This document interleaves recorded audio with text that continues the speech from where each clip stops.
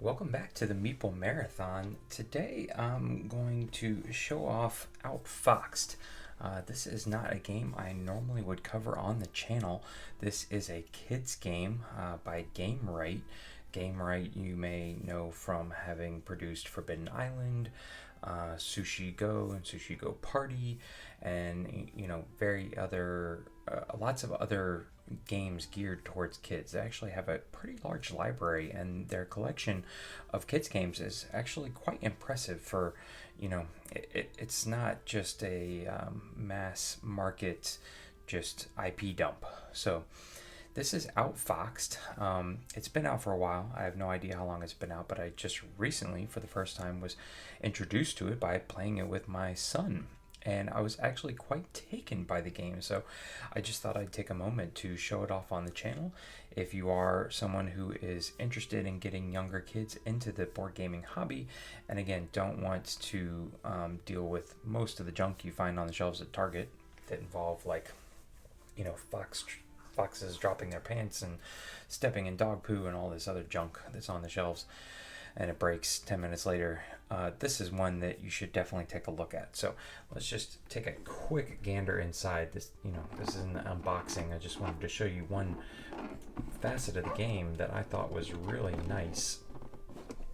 And the lid is like super tight. Okay. So instruction manual, super simple to play. The instructions are basically just like the front and back of this sheet. The inside is for Spanish. So super simple. I'll go over gameplay here in a second.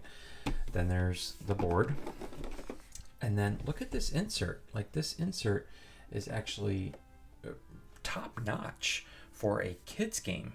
There's Cardwell, there's this secret decoder thing, your little fox pawn. Like, there's a spot for everything. I was just super impressed with the production value of this, rather simple game, but that is pretty standard of Gamewright. Forbidden Island has excellent production value for what you get in that small tin for the price. So let me set this up real quick, and I'll just briefly go over how you play, just so you can get an understanding of what you'd be getting into if you purchased Outfoxed for your family. So here is a standard setup of Outfoxed. Pretty much you lay out the board, and the instructions tell you to spread out the suspect cards, the white backed cards, along the outside of the board. When I was actually playing this with my children, I found this a little annoying because we were all sitting around individual sides of the board, and the kids had a hard time reaching over the cards, so I ended up just piling them all on one side, and it still functions. You're going to put your little detective hat player pawns here on any space here in this middle square here, and then you're going to place the fox marker up here at the top. There's a little fox icon. You can see he starts there. You lose the game if the fox has traversed along this sidewalk path here and made it to the foxhole here in the at the bottom of the board. Now, this is a kind of Clue-esque game where you are attempting to determine clues towards the suspect and then randomly pick out suspects, and then eventually you get to make a guess. So how do you do that, you say? Well, at the start of your turn, you're just going to announce, are you going to search for clues or are you going to find suspects? And this is important because your dice roll, if you fail, you move the fox. So if you are going to search for clues, which is primarily what you're going to be doing at the beginning of the game, you're going to be moving your pawn orthogonally along this grid, and you need to enter one of these larger paw spaces. You don't have to hit the middle or anything like that. You can hit it from any direction. These are kind of one big giant space here. So once you've declared I'm searching for clues, you roll the dice. Okay, and you can see here I'm looking for paws because I'm searching for paws. Well, I actually rolled two eyeballs here, but this is Yahtzee style, so I get to set this one off to the side, and then I'm going to roll these again. Okay, I got two more there, and I am attempting to get a third, and I actually did not get it. I'm going to talk about that in a second, but let's just say, for example, this was my roll. And if I'm the blue player, I could then go out of this one big box here. 1, 2, 3. I technically have 4 movement here. I have 4 paws. 1, 2, 3, 4. So I could have moved 4, but I only needed 3. I entered a zone with this white paw, and then what I'm going to do is off to the side, we have created a stack of these clue tokens here, and you'll just, you randomly shuffle those up, you create a stack, you're going to take the top one, and you're going to get out this lovely piece of equipment here that comes with the game, and you're going to flip it over so that you can see it. You can see, so we're trying to understand if the suspect has an umbrella. All right, and what we're looking for is in this little dot right here, whether or not we see green. So I'm going to try and hold the camera so you guys can see, and there is not. Whether you can see well in there or not, there is not a green dot showing through. So what this is telling us is that the suspect is not carrying an umbrella. All right, so we will set that down. We flip it face down. We mark that spot, which means you've already search the watchmaker's hut thematically, so you have to go somewhere else. Obviously you can't just sit on the same spot and keep searching for clues. Now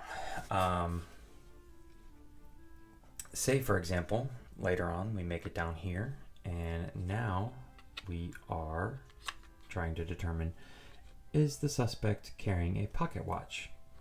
We'll roll this out, and now hopefully you can see it, but if you see in there, there is green shining through. It's hard to see in the shadow, but it's very easy to see in person. But the green popped through, so that's telling us, hey, the suspect has a pocket watch. So you can lay that down here and leave it face up to remind you the suspect has a pocket watch. Now, why is that important? Well, prior to the game, you will have shuffled up these thief cards here, the red backed ones, and we randomly inserted one into this tray. You can see it just fit right here. We inserted it with the lid closed, and we did it face down, but these all have match up with the names of each suspect around you here, and you can see that the green dots are in a different location for every single thief. So each one of these, the engineering of the game makes it so that the dot lines up with where the pocket watch is. So wherever the pocket watch hits, if it's Ingrid, it's going to be here. And anybody else that has a dot in this corner, like Maggie and Ingrid, maybe both have pocket watches. So we have now determined a clue. So say let's go around and, I'm trying to go through here. And this is how we have gone through the game. And we now know that the suspect is got spectacles and is carrying a pocket watch. So at this point, you want to say, I'm going to search for suspects. And you can do this at any point in the game. Even, you generally want to have at least one clue you're looking for. But then you're going to roll for, and this is a horrible opening roll, you're going to roll for the 3 eyeballs. And there I failed again. But just for teaching's sake, let's say we rolled the 3 eyeballs, so it's the opposite. And there's 3 of each symbol. So you have an equal chance of rolling either paws or eyeballs. But when you are searching for a suspect, you get to pick any 2 cards around the board. And so let's say we'll take this one and this one. Okay.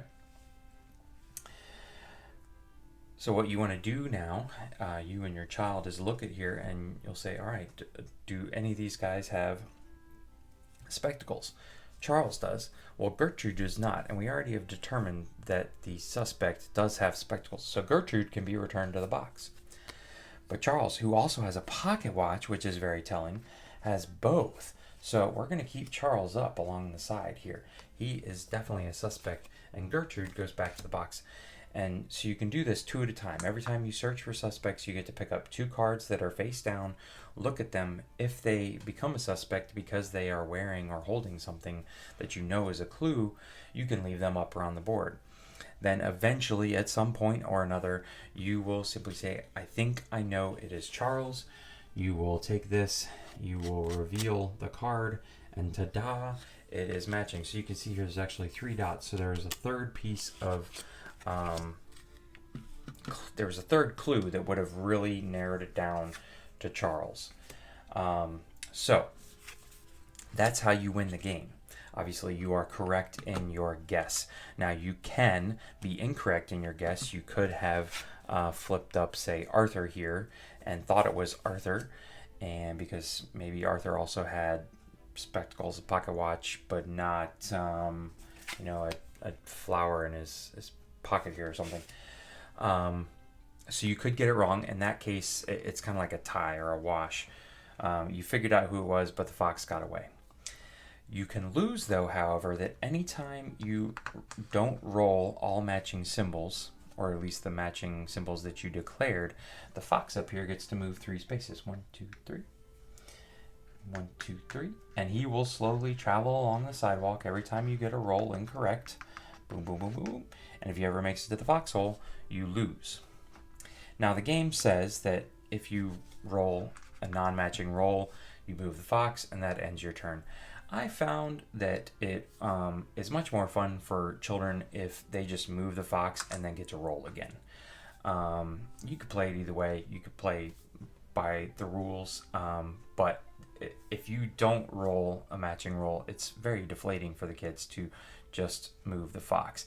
When at the end of the day, you've moved the fox, you've taken the penalty. It's a cooperative game, so it doesn't really matter who's taking the turn.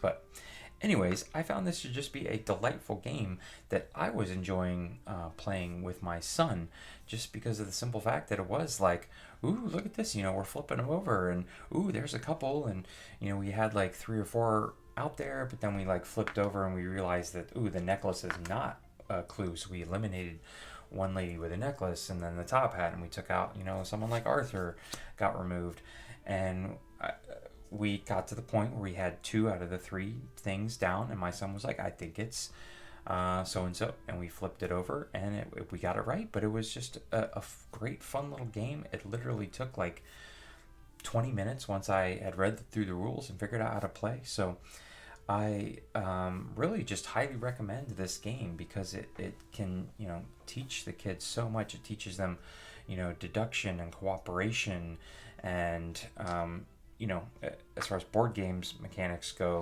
Yahtzee style dice rolling, trying to get those matching symbols. But just the deduction factor of them understanding, okay, I know that they're wearing this, I can eliminate people who don't wear that. And it's similar to the game Guess Who, with, you're flipping over the tiles in that regard. But this is on a much more elegant scale. So again, this is Outfoxed by Gamewright Games. It's a very easy to find game on Amazon, and I think that Gamewright does have several games at your places like Target and Walmart and things like that. This was a gift to my son at his birthday, so I honestly don't know where it was purchased from. But again, Outfoxed by Gamewright Game. 2 thumbs up from this dad. Highly recommend it. So if you enjoyed this video, please consider giving it a thumbs up. If you would like to see more content like this in the future, where I cover family and kid-oriented games, which I have some, but my collection is growing every day because I have kids who are coming into the age of being able to play these games, please let me know in the comment section below. And also, please consider subscribing to the channel. I'd love to hear from you on your thoughts on whether this video, you got something out of this video or not. So once again, thanks for watching. Have a great day.